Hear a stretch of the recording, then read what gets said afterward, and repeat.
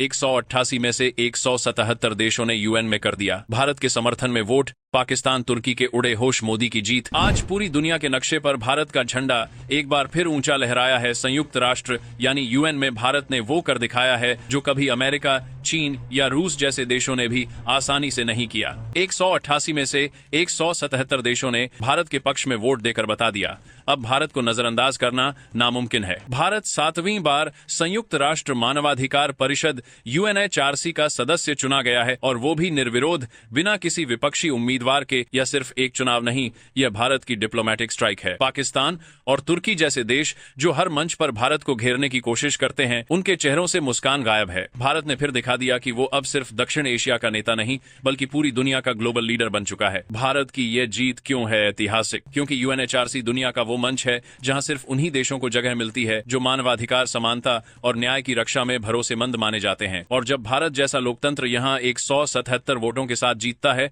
तो यह सिर्फ वोट नहीं, विश्वास का जनादेश है। भारत के स्थायी प्रतिनिधि पी हरीश ने कहा, यह जीत भारत की मानवाधिकारों और मौलिक स्वतंत्रताओं के प्रति अटूट प्रतिबद्धता का प्रमाण है। भारत ने अपने नामांकन में साफ कहा था, हमारा दर्शन है वसुधैव कुटुंबकम, यानी दुनिया एक परिवार है। और आज दुनिया ने उसी परिवार का हिस्सा बनकर भारत का साथ दिया है। किन देशों ने भारत को दिया खुला समर्थन? भारत के सच्चे मित्र रूस, France, Japan, Israel, Brazil, Vietnam, दक्षिण अफ्रीका और यूएई, इन सभी ने भारत के पक्ष में वोट डाला। रूस ने पश्चिमी दबाव के बावजूद भारत को पूरा समर्थन दिया। फ्रांस और इजराइल ने भारत के लिए यूएन में खुली लॉबिंग की। जापान और ब्राजील ने भी इस जीत को ग्लोबल पार्टनरशिप की जीत बताया। यह बताता है कि भारत अब सिर्फ एक देश नहीं बल्कि एक कूटनीतिक शक्ति बन चुका है जिसकी दोस्ती और नेतृत्व पर दुनिया भरोसा करती है। पाकिस्तान और तुर्की की हालत खराब। अब बात करते हैं उन देशों की जिनके दिल पर यह जीत सीधा वार बनकर गिरी है। पाकिस्तान, जो खुद भी इस बार चुनाव में खड़ा था, बुरी तरह हार गया। उसे मिले वोट भारत के मुकाबले बेहद कम और ये उसके लिए शर्मनाक हार है। अब सोचिए, वो पाकिस्तान जो हर मंच पर भारत को बदनाम करने की कोशिश करता है, वहीं आज पूरी दुनिया भारत को लोकतंत्र और मानवाधिकारों का प्रतीक मान रही है। उधर तुर्की, जिसने कई बार भारत की आलोचना की, अब इस जीत पर चुप्पी साधे बैठा है। चीन की भी बोलती बंद है, वो कुछ कह भी नहीं पा रहा क्योंकि वो जानता है भारत का बढ़ता ग्लोबल प्रभाव अब कोई नहीं रोक सकता। भारत की रणनीतिक वापसी। भारत आखिरी बार 2024 में यूएनएचआरसी में था, फिर 1 साल का ब्रेक लिया और अब 2024 तक के लिए जोरदार वापसी की है। और इस बार भारत का प्रभाव पहले से कहीं ज्यादा है।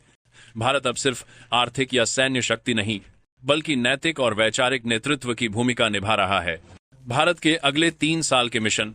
भारत ने यूएनएचआरसी में अपने अगले मिशन के 5 लक्ष्य तय किए हैं।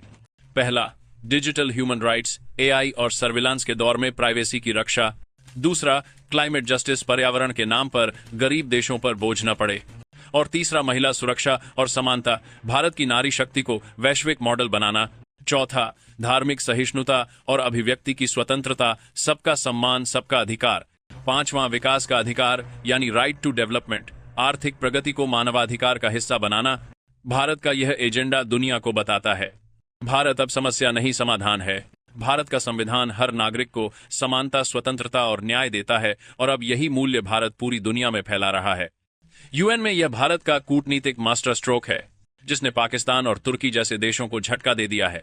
अब सवाल पूरी दुनिया पूछ रही है, क्या भारत दुनिया का नया ग्लोबल लीडर बन चुका है? और इसका जवाब अब साफ है, हाँ, भारत अब दुनिया को दिशा देने की स्थिति में है। अगर आपको भारत की इस जीत पर गर्व है तो वीडियो शेयर कर कमेंट में लिखिए जय हिंद, क्योंकि यह जीत सिर्फ भारत की नहीं, हर भारतीय के आत्मविश्वास की है।